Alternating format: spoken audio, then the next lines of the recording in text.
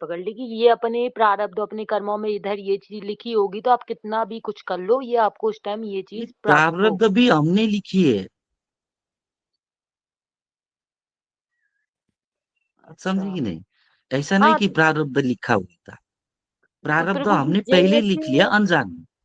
नहीं अनजाने में तो ठीक है, जैसे अपन बोल रहे हैं, कल बात हुई थी मृत्यु के बाद भी आपकी आत्मा वही है, तो आप अपने सजगता से काम करो, आगे भी आपका जन्म होना, तो पिछले जन्मों से भी तो अपना प्रारब्ध आ रहा होगा ना प्रभु जी, जो अपन ने अनजाने में अपन को पता ही नहीं है पिछला जन्म कौन सा था, वहां से भी तो अपनी आत्मा कुछ प्रारब्ध लेके आ रही होगी ना। वही तो बता रहे सबसे हैं, पहले ये है। आत्मा की न जन्म होती है न मृत्यु होती है, ये सब ज्ञानी ने कहा। तो यहाँ पे पहले जन्म और आने वाली जन्म और प्रारब्ध की बात नहीं होती है, प्रकृति अपने हिसाब से चल रही है। बस उसमें ऐसा हो गया कि हम चेतन जो समझते हैं और हम अपने हिसाब से धारणा लेते हैं, क्योंकि हम सोचते हैं हम मनुष्य हो गए। समझे मानव जी? और हम मनुष्य की तरह से सोचते हैं तो ये सारा चीज गड़बड़ हो जाता है, मिलता ही नहीं। जब एक ब्रह्म की तरह सोचो तो फिर ये समझ में आ जाता है ये सारा खेल। अब उस खेल के अंदर की नियम भी समझ में आते हैं, इसलिए तो ब्रह्मचार्य चाहिए।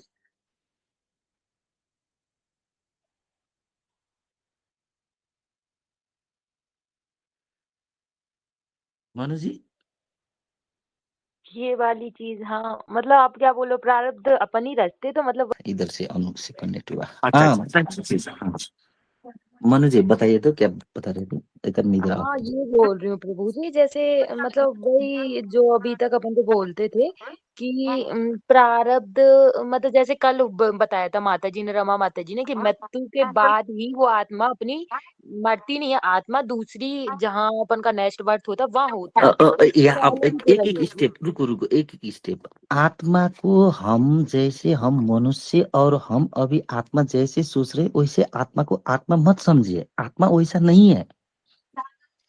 आत्मा ऐसी एक आपका होनापन का एहसास है जो ब्रह्मांड में जितनी भी खाली स्पेस है, ये मिट्टी पानी हवा जो कुछ भी है, उसका होनापन और आपका होनापन आपको पकड़ में आता है, वही है आत्मा।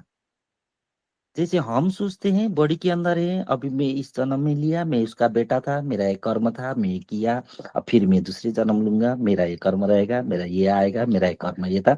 ये नहीं होता। अगर वैसा होता तो फिर वो राम कृष्ण जन्म आके मैं उस टाइम 5,000 साल कृष्ण था बोलने, वो क्यों नहीं आया?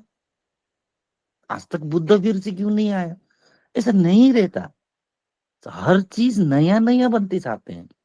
एक वृक्ष हो गया, वो वृक्ष गया, फिर वैसे ही वृक्ष आता है। लगता नहीं है कि वृक्ष कभी खाली है, लगता नहीं है कि कभी मनुष्य खाली है, लगता नहीं है कि ये मनुष्य की कहानी कभी रुकी हुई है, लगता नहीं है कि घर घर की कहानी रुकी है, चलता ही रहता है। अब इसमें सब लोग ने बना दिया हुआ है ये सारे चीज कि आपको डर कायम करने के लिए, पाप पुण्य ये सारे। इसका मतलब कि नहीं लगता, हाँ लगता है। जिस तरह होता है वो प्राकृतिक स्वरूप होता है, वो अलग चीज है, उसको देखने का जरिया, नजर, वहां पहुंचना पड़ता है तब पता चलता है। और वहां पहुंचने से पहले जो पता चलता है वो सिखाई हुई, जानी हुई, सुनी हुई, हाँ उसने कहा था, हाँ उसका ऐसा किया था, हाँ ऐसा हुआ था, इस तरह जानते हैं। जो असली है वो उसी टाइम जानते हैं। लेकिन ऐसा नहीं कि अभी असली वाला नहीं जानते, हाँ जानते तो हैं, लेकिन हम वहां जानने तक थोड़ी देर धैर्य होकर नहीं सोचते, हम उससे पहले ही हाँ मन बुद्धि चला के आगे निकल पड़ते हैं। कभी कभी तो बहुत आगे जाने के बाद पता चलता है, अरे यार मैंने बेवकूफ किया, वहीं पे सच्चा लेना था, ऐसा हो जाता है।